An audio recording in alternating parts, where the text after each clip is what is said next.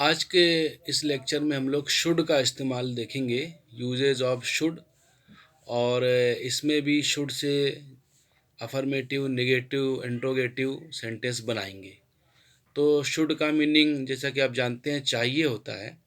तो जैसे हमारे पास एक सेंटेंस है कि हमें अंग्रेज़ी सीखना चाहिए, तो सेंटेंस होगा वी शुड, सीखने के लिए लर्न, तो वी शुड लर्न इंग्लिश, हमें अंग्रेज़ी सीखना चाहिए। अब नेगेटिव अगर करना है तो शुड नॉट हो जाएगा, यानी अगर हम यहाँ पर इसी सेंटेंस को लिखेंगे कि we should not learn English, तो इसका मीनिंग हो जाएगा हमें अंग्रेज़ी नहीं सीखना चाहिए। ऐसे सेंटेंस जिसमें हेल्पिंग वर्ब होता है तो बहुत इजी होता है, क्योंकि इसी में आप नॉट लगा के नेगेटिव बना सकते हैं।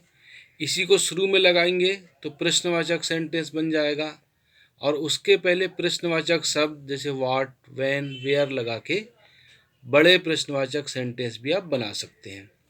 तो वी शुड लर्न इंग्लिश, हमें अंग्रेजी सीखना चाहिए, और we should not learn English, हमें अंग्रेजी नहीं सीखना चाहिए।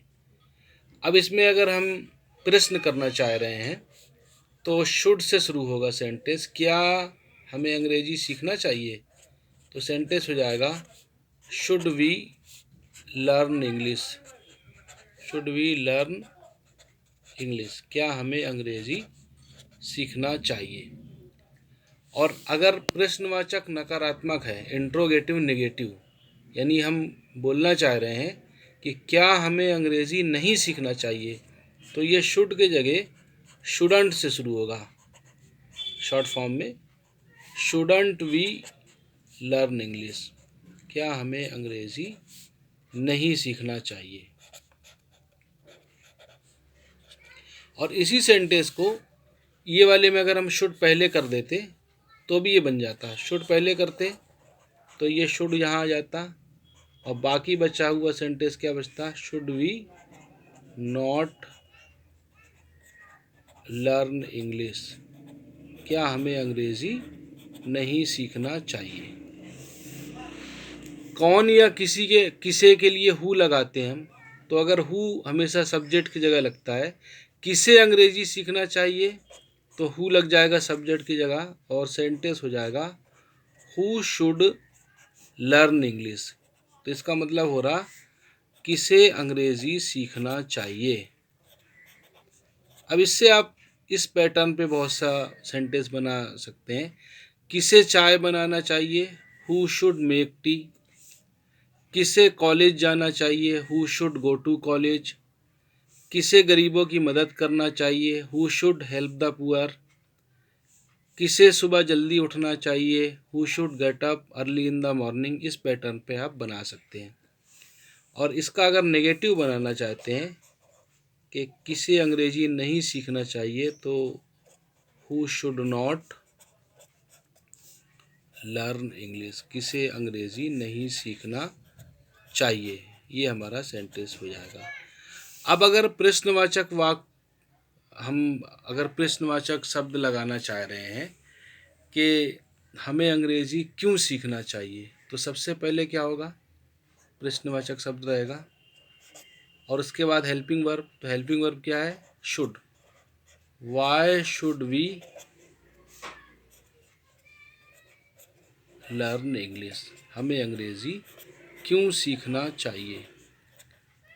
मुझे अंग्रेजी क्यों सीखना चाहिए, तो सेंटेंस पूरा यही रहेगा, यहाँ वी की जगह आई आ जाएगा। Why should I learn English. तुम्हें अंग्रेजी क्यों सीखना चाहिए, तो why should you learn English. Raju को अंग्रेजी क्यों सीखना चाहिए, तो why should Raju learn English. इसी तरह से ही शी भी लगा सकते हैं। उसे अंग्रेजी क्यों सीखना चाहिए, जेंट्स है तो why should he learn English, और लेडीज़ है तो why should see learn English. इसी तरह से हमें कितना पानी पीना चाहिए, तो प्रश्नवाचक शब्द है कितना पानी। तो सबसे पहले प्रश्नवाचक शब्द हाउ मच वाटर, कितना पानी, इसके लिए आएगा how much water. Helping verb should है इसमें, how much water should we, पीने के लिए ड्रिंक, तो ये सेंटेंस हो जाएगा how much water should we drink, हमें कितना पानी पीना चाहिए। हमें सुबह कब उठना चाहिए, तो कब के लिए प्रश्नवाचक शब्द क्या है, व्हेन। शुड लगेगा ही लगेगा, व्हेन शुड वी, उठने के लिए गेट अप, और आ जाएगा in the morning, in the morning.